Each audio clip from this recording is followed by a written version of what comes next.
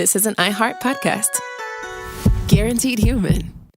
Mom, can I have Lingo Kids? Dad, Lingo Kids, please! When did we become the Lingo Kids house? No idea. Last week it was dinosaurs. This week it's... Lingo Kids! Why Lingo Kids? Because it's the best thing ever. We can play games with astronauts, wild animals, and superheroes. With more than 4,000 interactive games, songs, and shows, Lingo Kids is the #1 entertainment platform for young kids. So, no dinosaurs? And dinosaurs. Lingo Kids! Everything kids love. Download it for free. Stuff at Sea is a 5-night, adults-only sailing trip that brings the Stuff podcast universe to life on board. This voyage is a culture-soaked escape where pink sand paradise meets curious minds. Sailing round-trip from New York City to Bermuda on October 2nd to 7th, 2026, this voyage drops you straight into the iHeart Podcast Stuff universe. On top of the adults-only experience you already love, you'll get live podcast episode recordings, behind-the-scenes sessions, themed activations, and more unmissable onboard moments. Learn more at virginvoyages.com/stuff. What was that? That is a heraldic announcement. Yes, before we get going, I know people on social media already know this stuff, but I wanted to announce on the podcast that Chuck here has adopted a baby girl. Chuck has a baby! A beautiful baby. Yeah, she is. She's a cutie. She was 10 days late, so she came out not looking like one of those little alien creatures. No, she's fully formed. Yes. What's her name, Chuck? Her name is Ruby Rose Bryant. Man, she is so cute. And she was born on your birthday. Yeah. Isn't that crazy? One of the better days of the year, July 15th. But isn't that remarkable? I think it is remarkable. Out of all the days. Yeah. And I was just like, well, let me scroll through the celebrity birthdays just, for giggles to see what, who shares your birthday. Right. About 3/4 of the way down, I saw your face. That's awesome. And I had forgotten it was your birthday because I was just in another planet. Yeah, right, I know. And I immediately, I was like, Emily, you got to see this. You'll never guess whose birthday she shares. So I think that's really neat. So anyway, thank you, everybody, for the support. Stop. Chuck. Yes. On behalf of every Stuff You Should Know listener out there, yes. Congratulations to you and Emily. Do you feel like you can speak for them? Yes, of course. Okay. Yeah. Because there might be one guy out there who's like, I don't care. He can stop listening right now. But I do have some people to thank. This happened in Tulsa, Oklahoma. Mm-hmm. And we stayed in this little area called East Village. It was literally like a block in this loft, an Airbnb loft. Mm-hmm. And above a pizza place and across the street from a bar. And I'll bet you have some people to thank. Yeah, these people took us in as family. It was literally every day, for 10 days late. Mm-hmm. We were out there 2 days early, so for 2 weeks they were like, what's going on? Where's this baby? So I want to thank Hodges Bend, which you would love, dude, this cocktail bar. Yeah. Right up your alley. It sounds like it. You said cocktail bar. Yeah, and not only do they make fresh ingredients, but they don't have a thing of cucumber sliced up. They slice cut the as cucumber needed, huh? as needed. Nice. And the jalapeno, they were doing it right there. So Jamie and Nate and Nicole and Ian, the chef at Hodges Bend, was a Stuff You Should Know fan. Oh yeah. He came out and he was like, "Is that who I think it is?" How fortuitous. How fortuitous. And then East Village Bohemian Pizzeria, we stayed above this awesome. place, and they were great. Did the smell drive you nuts all the time? No, but we ate a lot of pizza. So Pat there and my boy Max and I really hit it off. We're like genuine life pals now. Nice. And he, at the end, I go to leave, and I just give him a letter saying thank you, and here's my contact info. Mm-hmm. And then, P.S., by the way, I have a podcast. He's an ornithologist. He has his master's. Wow. But he's not doing that right now. He's running this pizza joint. And just a really smart guy. I was like, I think you might like this podcast I do. Mm-hmm. He comes up and tells me afterward, this is our parting words. He was like, dude, you're Chuck? He's like, oh, really? I had a weird, thing. He said, I knew that you seemed familiar, but I didn't want to say anything. He even watched the TV show. Oh, wow. So Max was like... That's probably why he didn't want to say anything. Yeah, right. Because he knew the whole time. He didn't want to bring it up. So huge thanks to those guys. And then our caseworker, Jessica, also a Stuff You Should Know fan. That is amazing. Because at the end of our first call, a month ago, she went, all right, we've got business done. I have something I have to admit. She's like, I'm a huge fan. Man. So it was weird. It was like the Stuff You Should Know nation sort of caring for me. Yeah, and all of the people like you put a picture of Ruby Rose up Yeah. and like broke the internet. It was people love newborns. Well, yeah, but people love Chuck's newborn. Yeah, but it could have been a puppy and probably gotten the same. I don't think so, man. I don't think. No, that was very sweet. Yeah. So that meant a lot to me. But Jessica and her two sons, Hugh and Henry, I know they are listeners too. They are awesome boys, and she really took care of us. So I'm glad it worked out like yeah, this. man, 3 weeks in Tulsa. It was weird and stressful and But it sounds wonderful. like a good start, though. Yeah, I mean, we were in there. Emily helped deliver this baby, That is so and cool. I was in the man zone right behind her. I am so proud of you guys. Yeah, I'm thank so you. happy for you guys. I also want to say, Jerry's not allowed to talk. Jerry feels the exact same way. Well, we could take the duct tape off for today, maybe. Jerry, how do you feel? Yeah, she said yeah. She agrees. She just spelled out on the speak and spell, send help. Call the police. Anyway, this is not going to become the new baby show. She will probably disappear from your lives, but just know that we're all doing great. And thank you for the support. Okay. All right? Yep. Nice job, Chuck. Thanks, man. Congratulations. Thank you, sir. Welcome to Stuff You Should Know from HowStuffWorks.com.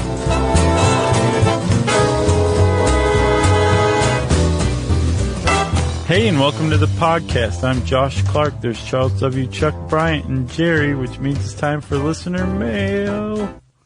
Oh, wait. That's What? early. Wow. How about that? My brain just hurt. I say we leave that in there. Do you want to? Yeah, or maybe I should just read listener mail. We can go home. Okay.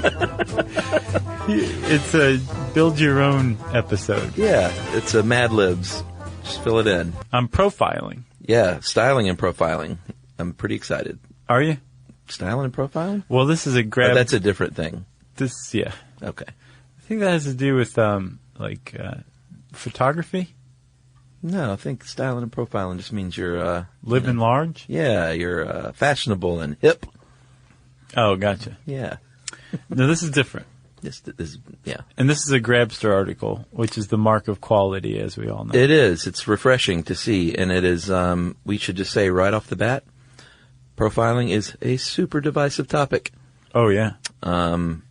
There are many ways to look at it, and they make sense sometimes on both sides. It's a tough one. Yeah. So that's my caveat. Nice. It's divisive. So, one thing that Grabster immediately points out is not all profiling is profiling like you think of. Sure. We're going to talk about all the different ways. You can Right. profile. There's plenty of accepted forms of profiling. Yeah. And the first one is the standard all points bulletin or be on the lookout.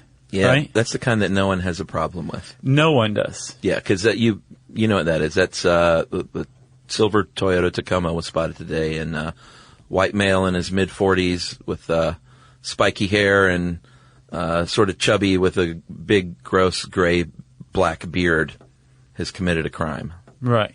And he's wearing cargo shorts and flip-flops. Oh, I see. You're describing yourself. Profiler! But you put in there white male. Yeah, And the reason that's what I am. The reason why people don't have a problem with this is twofold. One, a crime has already been committed. Yeah. Okay? I committed a crime. So the police work is finding a perpetrator that has already committed a crime. And secondly, that profile is based on eyewitness accounts, descriptions of the person. That's right. So that profile is being used to track down a specific person. It has nothing to do with anybody else who's white. Right. It has nothing to do with anybody else who drives a silver Tacoma. Yeah. It has nothing to do with any of that jazz. It's just this guy is suspected of having committed this crime. Yeah. And he looks like this. Yeah, you hear, you see it on the news every night. Yes. You know, it's not just cops that use this. The news will say the suspect is, wearing a handsome checkered Oxford button-down with wispy hair and, right. And white, straight teeth. Exactly. So they're describing you. Oh, you think my teeth are nice? I didn't say that. I said they were white and straight. That's nice. If that's what you're into. This is coming from a guy who just found out he's about to have to lose his front tooth all over again. Start over. Yeah, man, that sucks. Which I know there are some fans out there that are laughing Aaron Cooper. that Toothless Chuck is coming back in the house for a few It's months. really just him. Yeah. He's the only one who'd be jerky enough to laugh at that kind of misfortune, you know? I know. I'm sorry to bring that up. I'm just still reeling from that discovery. It stinks. You think you get an implant and it's for life. Yeah. Especially not a when they couple sell years. you a lifetime implant. Yeah, exactly. All right. So, like you said, including descriptions and skin color is not controversial in this case. No, it's in everybody from the feds to the local police are okay with that. Yeah, they're all in on it. And not just the police, like everybody's like, yeah, this is fine. This makes sense. Sure. Not a thing.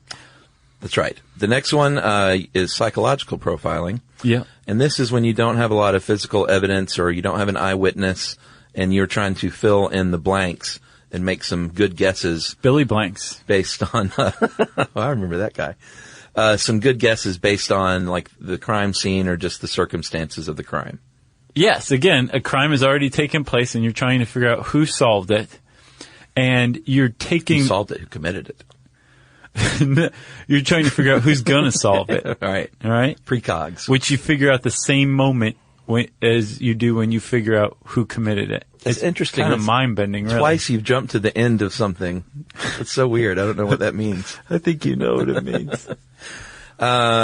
Sometimes they are vague. Oh, wait, I hadn't finished my thought. Oh, okay. I didn't mess it up that bad. Let me go back and finish. All right. The point is it's drawn from available evidence. Yeah, clues. Clues. Yeah. That you're bringing together to try to drum up an idea of who did this. Yeah. Right? Exactly. Okay, so... Sometimes it can be vague, but if you watch TV and movies, it is probably not how it really goes down, but it's super specific when you see it in fiction. Right. You know, like I think this is a man who was beaten as a child, and he probably lives alone. Or Sherlock Holmes was really Yeah. good at that kind of thing. That's a good point. Love Sherlock Holmes. Yeah, that's good stuff. Did you know he was a morphine and cocaine addict? Oh, really? Yeah. Well, I guess you need both. In like the original stories. Really? Yeah. Oh, like in the books? Mm-hmm. Wow. Not the real guy. Right. What was I thinking? Yeah. You sure you're not just thinking of Robert Downey Jr.? Oh, I'm 100% sure. Okay. I mean, I've read the originals. No, it's just And kidding. he Anyway. he shoots morphine in it. Yeah. And Watson's not very happy with the whole thing. Oh, is he clean? Yeah. Is he straight edge? No, he's not straight edge, but he's not a junkie, you know? Right. But he didn't care. He was like, Watson, wash my toes. So I can I'm all inject hopped up. morphine between them. All right, moving on to predictive profiling. Well, yeah, this is where it starts to get a little messy. Yeah, it can get a little controversial. Even because, psychological profiling is a little controversial, I have to say, Chuck. Like, it's not Sure. a proven, tried and true thing. It's No. as much a guessing game as anything else. That's true. But it's not nearly still as controversial as predictive profiling because now you're trying to say these people will probably commit a crime. Right. Not civil rights are at issue big time. Big time. Police officers do great work. Ideally, they're not just reacting to committed crimes, but they are driving around the neighborhood looking for a suspicious person that might be about to commit a crime. To prevent crime. To prevent a crime, which is tough to do, you know. It's right place, right time in most cases. Yeah, and you use the word ideally, right? Ideally. Okay. Yes. So even when this happens, the Supreme Court has roundly sided with police officers as profiling Right. for justification. So it's legally speaking okay. It's on the books. It's on the books. So give an example of the kind of profiling that's okay to be used. The one in the article is great. Let's say you're in South Florida and you're traveling up I-95 and it's 4 a.m. and you're in a rented black SUV with tinted windows, and you have the spare tire in the back seat removed. I'm sorry, it's removed from the trunk area. It's in the back seat. It's just sitting in the back seat. Might be a drug trafficker. Right, and the cop is basing this on something like A profile. Yeah, but a profile based on previous experiences with other Sure. drug dealers in the same area. Yeah. Because that's a really big one right there. Like, one of the things for using profiles successfully is it has to be over a certain period of time and associated with a certain place. So you use Miami Yeah. and say Miami in 1985. Okay. Right? If you saw that person and you would say, well, this is probably a cocaine trafficker based on all the other dealings with cocaine traffickers who use the same transportation MO. Yeah, and we should point out the tires removed because you can then hide the drugs where the spare tire went. Right. And then that's why the tire's in the back seat. Yes. So these are red flags. Yeah. But if you're like in Wyoming in 2015 Yeah. and you read an article about how that held true in Miami in 1985, that is not necessarily a justifiable transference of profiling because Correct. it exists in a different time and a different place. That's right. So like you said, this can be high level policy. It can be unofficial policy. It can be just merely experience as a police officer. That's something you've encountered from time to time. And basically to determine if this profile justifies a search, warrantless search, that is. In other words, you haven't gone to the judge and applied for a warrant and had them review it and all that stuff, or rubber stamp it, which we'll get to. It's got to stand up in court in the end. So you got to be careful as a cop. You do. You have to have what's called an articulable suspicion. Yes. Which was established by a 1968 case or Supreme Court ruling, Terry versus Ohio. And the Supreme Court said, and this is actually from a Matt Tiabi article that's really, really worth reading. Yeah. It's called Why Baltimore Blew Up. It was in Rolling Stone like a month or two ago. Ooh. It's a very good article. But he talks about this Terry case led to what are called Terry stops. Whereas if a cop has a suspicion that they can put into words, meaning it's not just a hunch, Right. that somebody is either just committed a crime or going to commit a crime, that is probable cause. And it's grounds for a search. Yeah, and here's Ed had a great example here. Like, let's say the cop in court would say this. The suspect appeared nervous, made several contradictory statements. In the back seat, I saw a shoebox full of old film canisters, which drug couriers commonly use. The car smelled like air freshener spray, which is used to cover up the smell of drugs. And I spotted them driving slowly up and down a block that I know is frequented by drug dealers. Right. That's called good police work in court. Right. That's called like a prosecutor's dream cop. Yeah.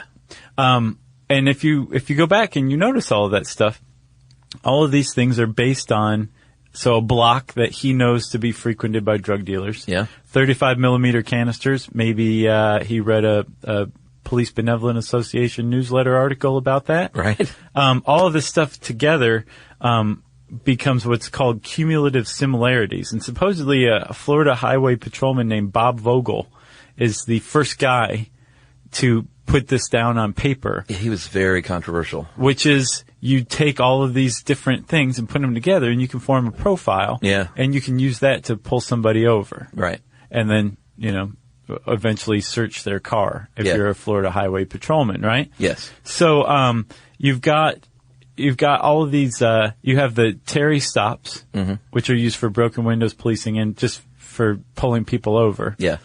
But they require an articulable suspicion. Right. But they can be based on what are called cumulative similarities, which is a profile. Either like your police department is saying, be on the lookout for people driving with their spare tire in the back seat. Right.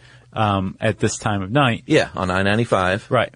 So far, this has all been upheld by the Supreme Court. That's right. But there's a very, very fine line that is frequently crossed. And we will talk about how that runs afoul of the Constitution right after this.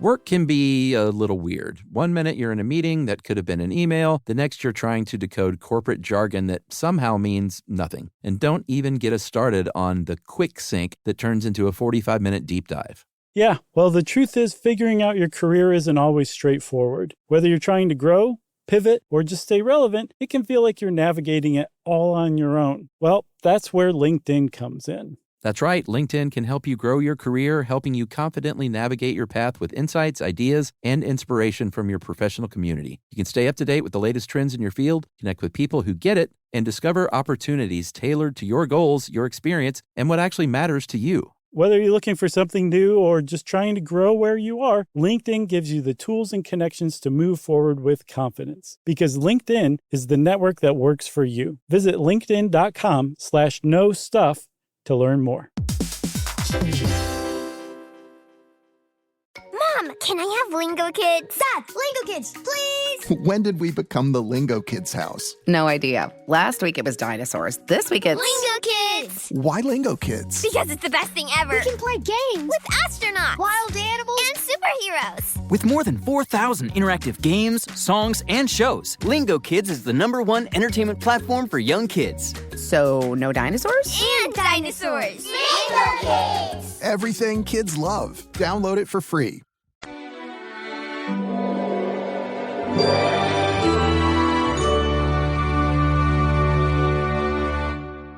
All right, Josh, before we took a break, you mentioned something called the Constitution. Mm-hmm. And there are a couple of amendments that come into play when you're talking about search and seizure, probable cause, profiling. Sure. And they are the 4th and 14th Amendments. The 4th reads, in whole, the right of the people to be secure in their persons. Is that JFK? I went into him. Winston Churchill? Sure, it's both. Houses, papers, and effects against unreasonable searches and seizures shall not be violated, and no warrant shall issue, but upon probable cause supported by oath or affirmation, and particularly describing the place to be searched and the persons or things to be seized. Right. So there's some big words in there. That's right. Big, like, money words, like, it's protection against unreasonable searches and seizures. Yeah. Which means, as far as the Supreme Court's concerned, some cop just can't say, I'm going to push you up against the wall and pat you down for no reason whatsoever. Yeah. Or I'm going to pull you over for no reason, and I'm going to search your car on the side of the road. Exactly. For no reason. Does not happen, right? Of course not. Sure.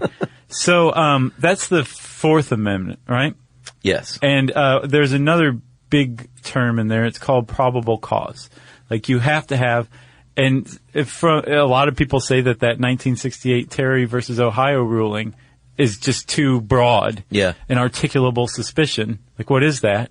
You know? Yeah. But even still, there has to be some sort of probable cause. And a lot of the times, as we'll see, it's just from something out in plain sight or something like that. But there's a big struggle over what constitutes probable cause. But the point is, the 4th Amendment says you have to have probable cause, or else it's an unreasonable search. That's right. And a police officer, in most cases, has to go get a warrant for, like, the search of a home or something. Mm-hmm. And there's a whole issue of rubber stamping warrants these days, of course, that, like, the judge may not even really review. That it's just a formality. Right. Or, for anybody who's watched enough Law and Order episodes, all you have to do is go, I smell pot. Do you smell pot? Wink, wink, and then kick the door in. Yeah, exactly. Because you can't prove that the cop didn't think he smelled pot. Exactly. You know? Now, there's the threat of perjuring himself on the stand, but I imagine, at least as far as, like, Briscoe and Green are concerned, they're hoping that they're going to find such gangbuster overwhelming evidence that everybody's going to forget about the fake smell of pot. Right. So there was actually a case which relates to probable cause called the U.S. v.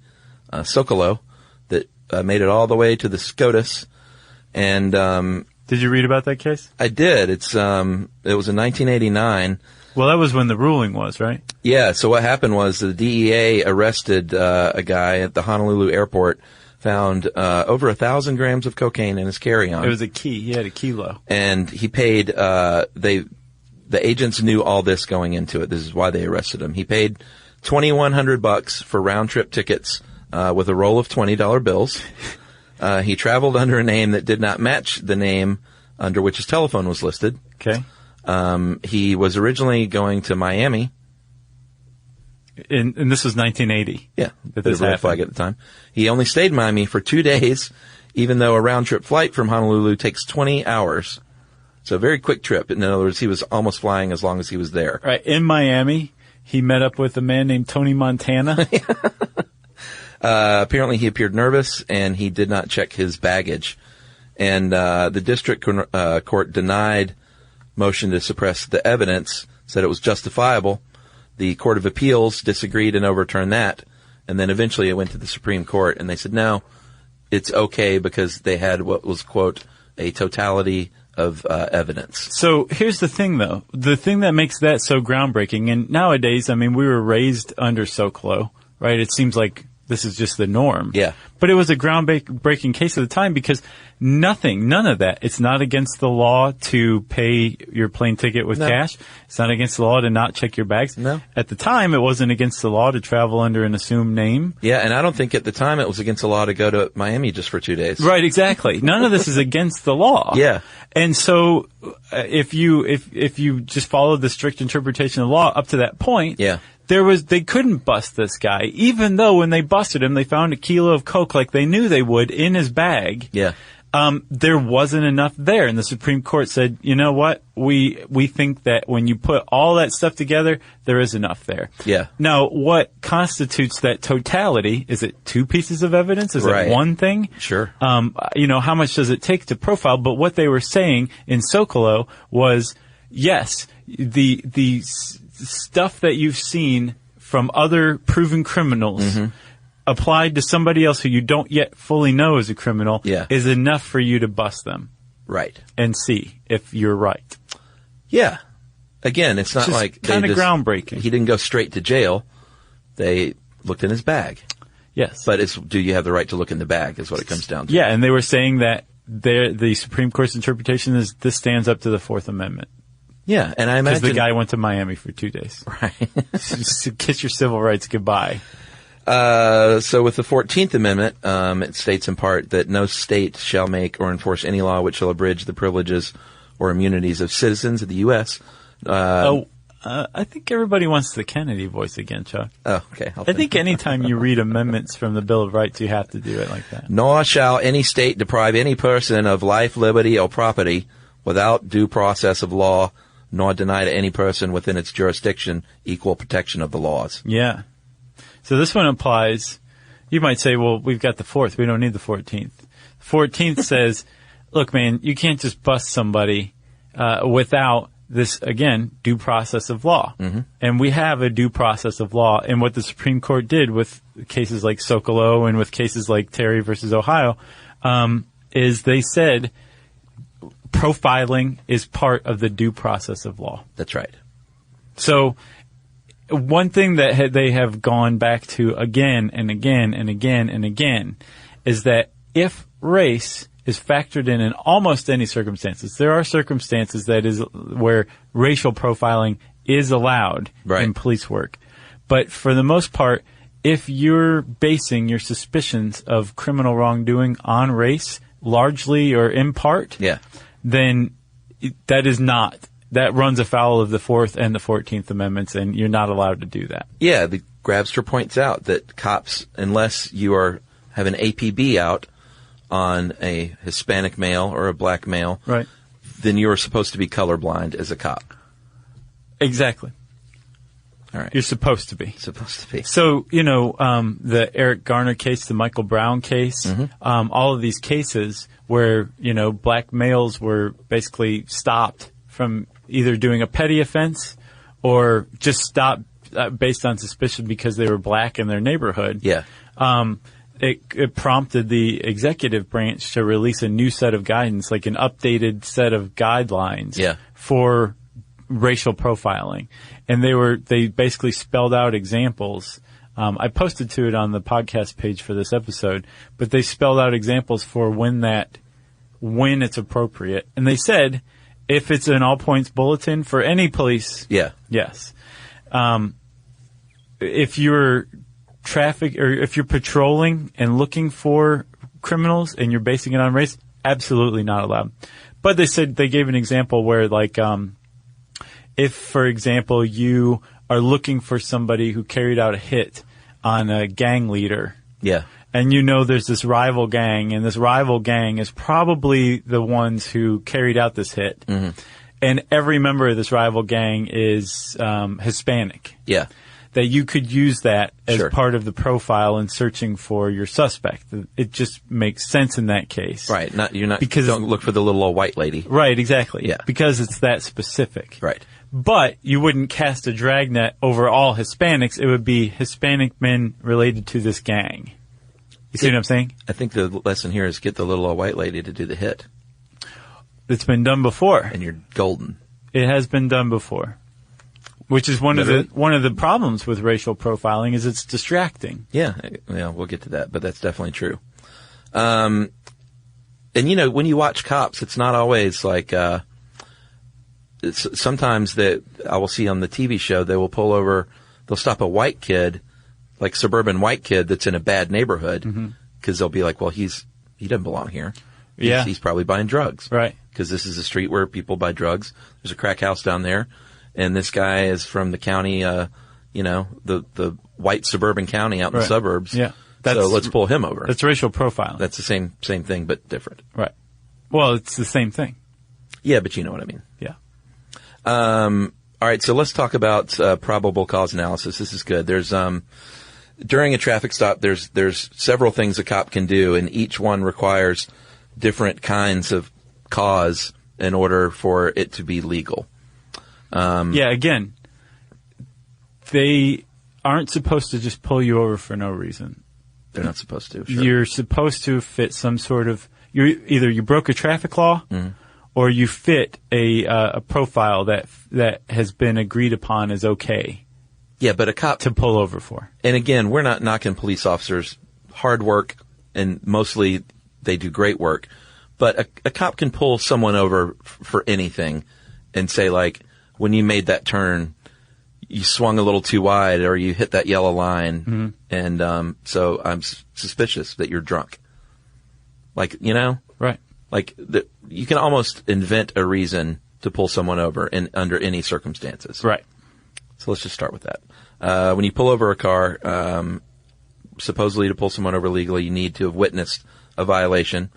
Or you can run the plates and see if their car is stolen or if there's a warrant out for the owner. That's a big thing you see on cops all the time. Yeah.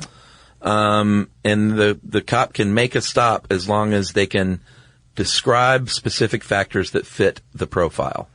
Right. Car full of black kids, not okay to just pull that car over. Not for that reason. Right. But if they say, like, I saw smoke coming out the windows, they were driving erratically, and it smelled like pot smoke from the road, then that is a reason. Right. Number 2, when you go to question the suspect, that's moving things up a notch. You don't have to get a ticket when you get pulled over. You might just get questioned if you seem suspicious. And they can, they'll shine that light in the car, and they'll look at everything that they can see without actually searching the car. Yeah. And that's well within their right. What's called plain view. Exactly. So if you have like a bag of pot sitting out on the front seat with you and the cop sees it, that just opened your entire car and your person up to a search. Yes, and that means you are super high. Because now there's probable cause. But if you have long hair and you have an open half-gallon of ice cream next to you, still not enough. Might raise his suspicions, but that still should not be enough to give them probable cause to search your car. Well, I got profiled in Texas. Me and my best friend Brett, many years ago after college, did a big out west trip for 2 months. And the cop said he said he pulled us over because I didn't have my seatbelt on. Why he really pulled us over is because we were 2 scruffy looking guys with tattoos and beards in a Volkswagen van. And he searched the van. He asked if he could, and we said he could. And he searched the van for like an hour on the side of the road. Long story short, Chuck did 5 years. 5 hard ones.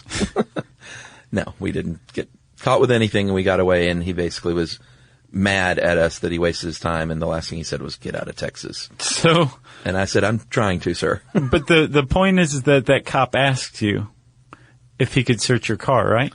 He did, and that if you give consent, then you are waiving your Fourth Amendment rights, but you don't have to give consent. Many people know this. And there's some states that make the cop tell you are allowed to refuse a search of your car. But not all states do. I've never heard it either. Instead, the cop just says, "Can I search your car?" in the most intimidating voice possible. Mm-hmm. And most people will just fold like a house of cards. Yeah.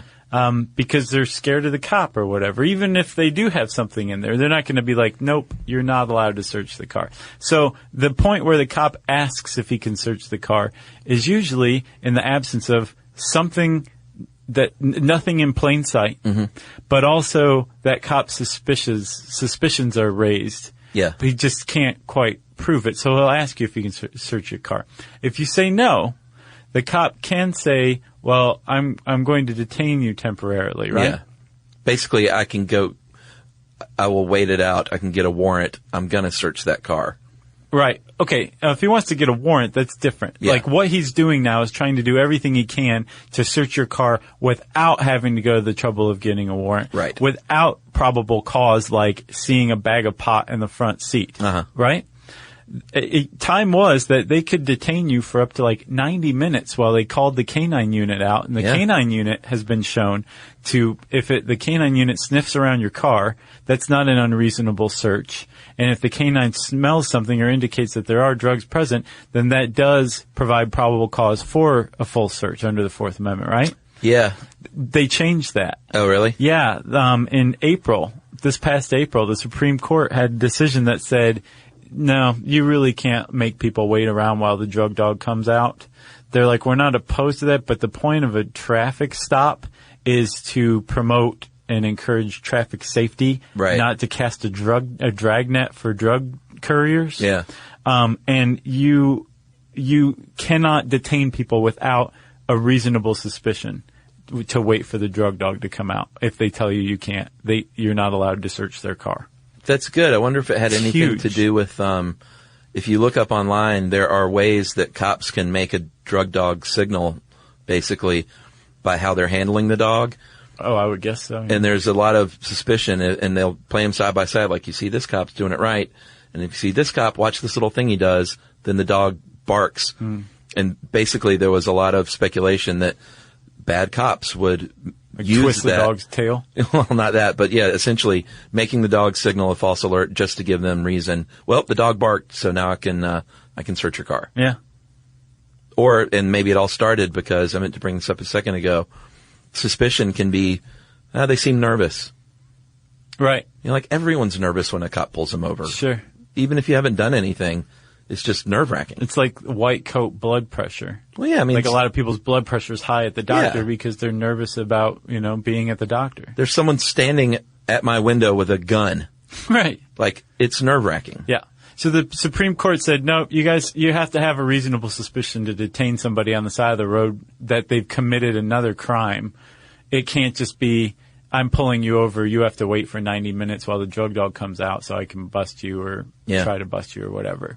That was a big deal that they came up with that. Yeah, in Texas, we didn't have the drug dog come out, but I felt like we were on the side of the road for an hour while he dug through that entire van. Yeah. You could tell he really wanted to find something. Yeah. Work can be a little weird. One minute you're in a meeting that could have been an email. The next you're trying to decode corporate jargon that somehow means nothing. And don't even get us started on the quick sync that turns into a 45-minute deep dive.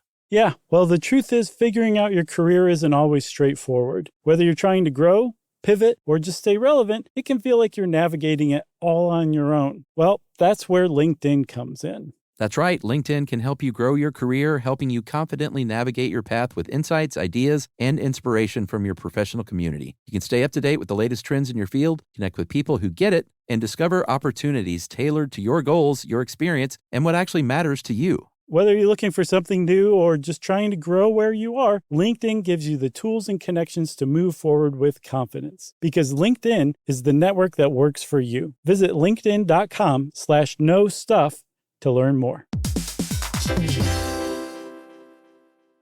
Mom, can can I have Lingo Kids? Dad, Lingo Kids, please! When did we become the Lingo Kids house? No idea. Last week it was dinosaurs. This week it's... Lingo Kids! Why Lingo Kids? Because it's the best thing ever. We can play games with astronauts, wild animals, and superheroes. With more than 4,000 interactive games, songs, and shows, Lingo Kids is the #1 entertainment platform for young kids. So, no dinosaurs? And dinosaurs. Lingo Kids! Everything kids love. Download it for free.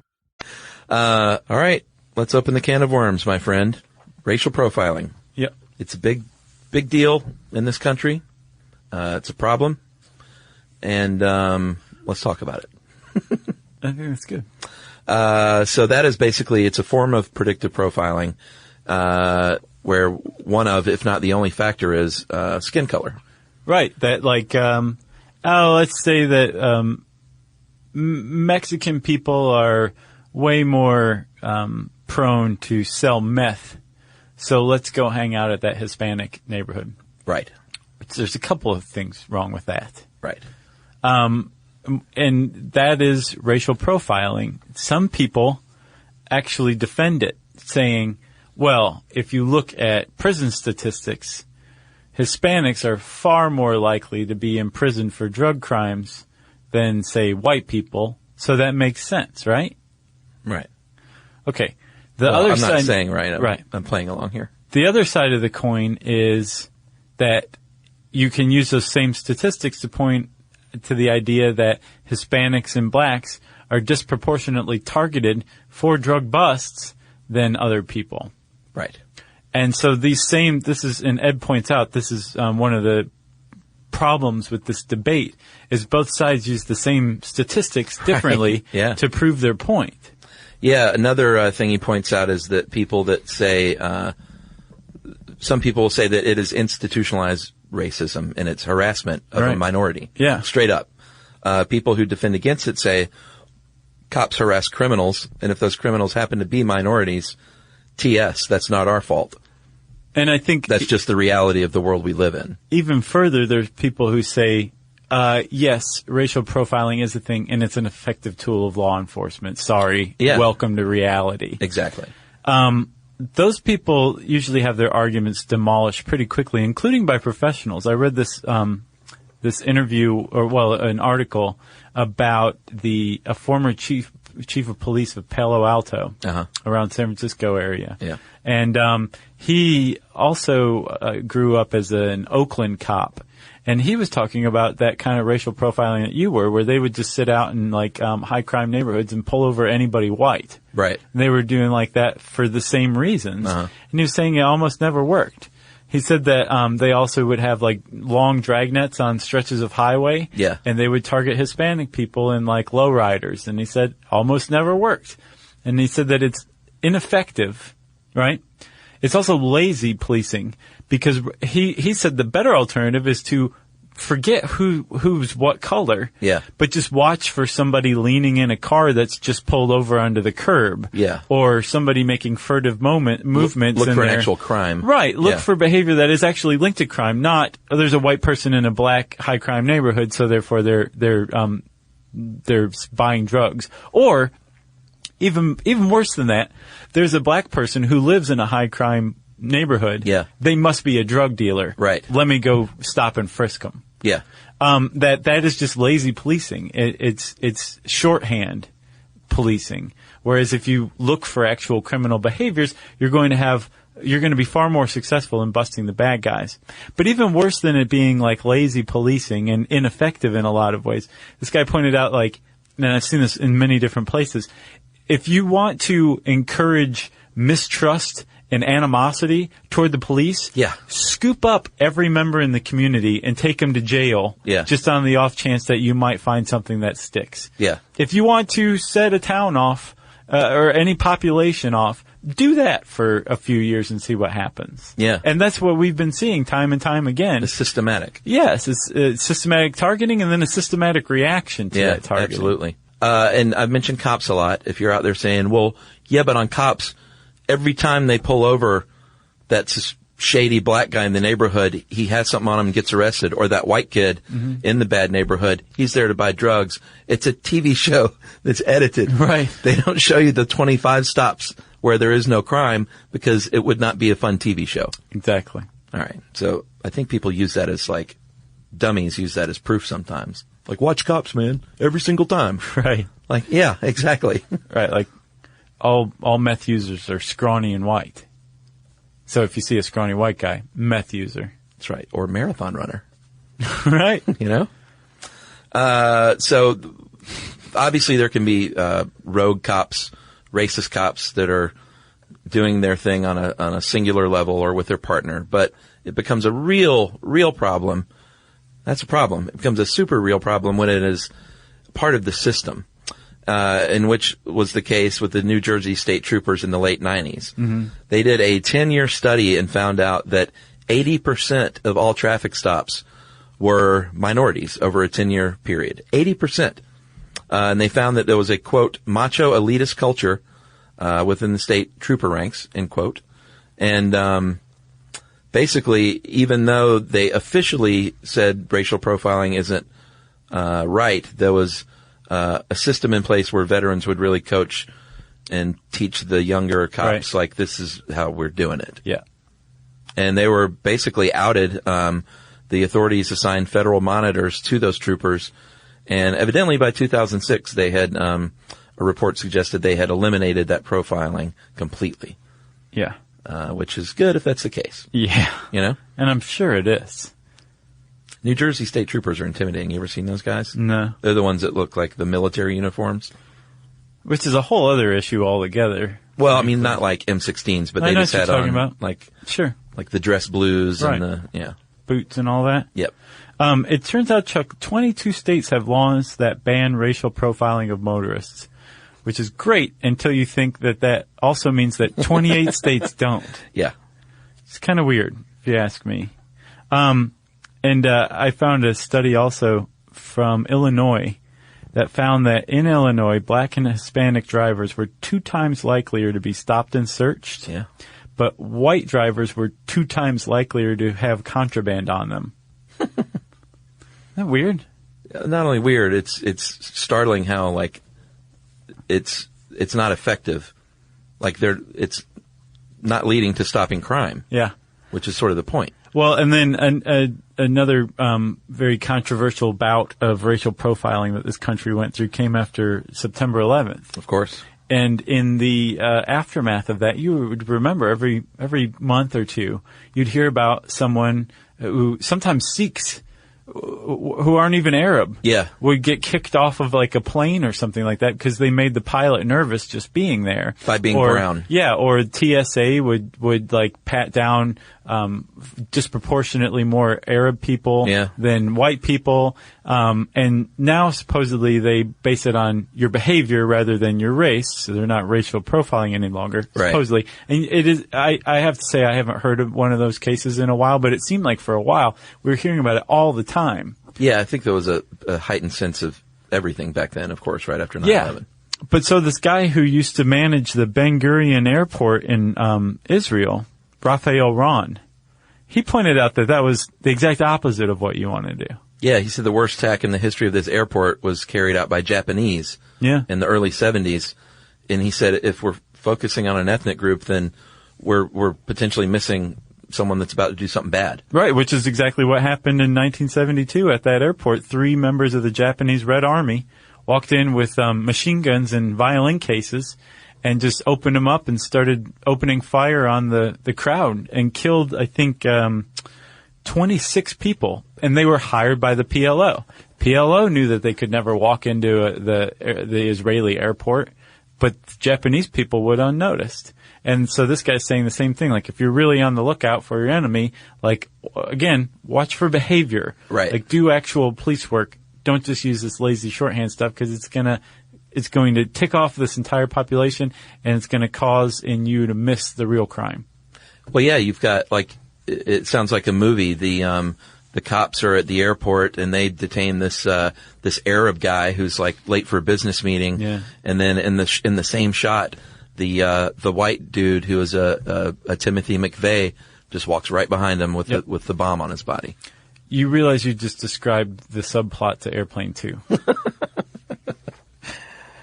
Did I? Yeah. Remember Sonny Bono had the bomb? Oh, He's just yeah. a little mild-mannered Weasley dude. Yeah, that's right. And I think he walks through while they're jacking up some, I think PLO dudes. Maybe that was subconscious. Wow. So that's profiling. Tip of the iceberg, I would call that. Oh, sure. We could do a series of shows on this, I'm sure. And if you want to know more about profiling in the meantime, type that word into the search bar of your favorite search engine, and I'm sure it will bring up all manner of terrible stuff. You can also type it in the search bar at howstuffworks.com, and it'll bring up this article by the Grabster. And since I said Grabster, it's time for listener mail. I'm going to call this WEFUS, which is short for water enema from a water slide, or from a slide. Mm-hmm. And this is from Tiffany, last name withheld. She says, as a kid, I remember being a chubby 11-year-old girl excited for her first trip to Disney World in the water park, then known as Typhoon Lagoon. Had a brand new neon green with black polka dot bathing suit. Was all excited and to go down the Cowabunga, a 214-foot tall water slide on a steep 60-degree angle. They tell you to keep your ankles crossed, but as a little chubby 11-year-old girl, my brain comprehended, but my little legs did not have the strength for all 214 feet. I think you see where this is headed. Mm-hmm. After plummeting to the bottom, I immediately knew something was not right. I clenched my thighs as tightly as I could, pulling out the massive water slide wedgie. Not 2 steps from exiting the slide, though, a different type of waterfall began to trickle down my legs. No matter how tightly I clenched, I couldn't stop it. I waddled up to a gorgeous Australian teenager employee and explained I need a restroom right away. With a smug smile, he pointed all the way to the other side of the lagoon, which was a long walk. Just as I entered the bathroom, with all the force of the water that had entered my body, it exited, and I single-handedly shut down a small portion of Disney that day. As embarrassing as this was, I was more upset that my new bathing suit was ruined. My parents were furious because they had to shell out $50 for a new one pronto. I hope I didn't gross you out too bad. Oh, you did. Think of it as a cautionary lesson for your listeners. Thanks for all your hard work. I hope to see you guys sometime in Detroit. And hey, October, Tiffany, last name withheld. We're just going to call you Tiffany Poopy Pants. We're coming to Detroit in October. Yes, ostensibly. Ostensibly. And also, we want to say, Detroit, in advance of us coming, we're sorry for all of the jokes we made about you. Oh, it'll all come home to roost. See you in October. If you want to tell us a gross story that happened when you were a kid, don't. Yeah, don't. Yeah. Just tell us something else and tweet to us at SYSK Podcast. Join us on Facebook.com/Stuff You Should Know. Send us an email to stuffpodcast@howstuffworks.com and join us at our home on the web, stuffyoushouldknow.com.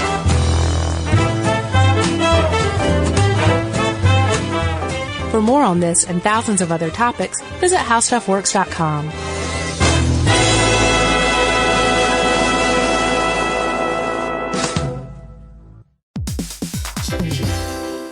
Hey, quick question for the parents listening right now. When's the last time your kid asked for something and you actually felt good saying yes? Because lately, a lot of families have been hearing the same thing. Can I have Lingo Kids, please? And here's the thing. Lingo Kids is the #1 entertainment platform for young kids with more than 4,000 interactive games, songs, and shows. Astronauts, wild animals, superheroes, dinosaurs. It's literally everything kids love all in one place. So when they ask for it, you can actually feel good saying yes. Download Lingo Kids for free and start exploring today, or unlock even more amazing content with Lingo Kids Plus. And if you go with the yearly plan, you can save up to 60%. Just search Lingo Kids in the App Store or Google Play. Lingo Kids, everything kids love. Introducing the all-new Mazda CX-5, featuring more connection. Hey Google, where's the nearest Pilates class? Safety that has your back. More discovery on the scenic routes. More passion in the details. And more control in changing weather. The all-new Mazda CX-5. More to move every side of you. See it in 5 films at MazdaUSA.com/5sides. Google is a trademark of Google LLC. Sequences shortened and simulated. This is an iHeart podcast. Guaranteed human.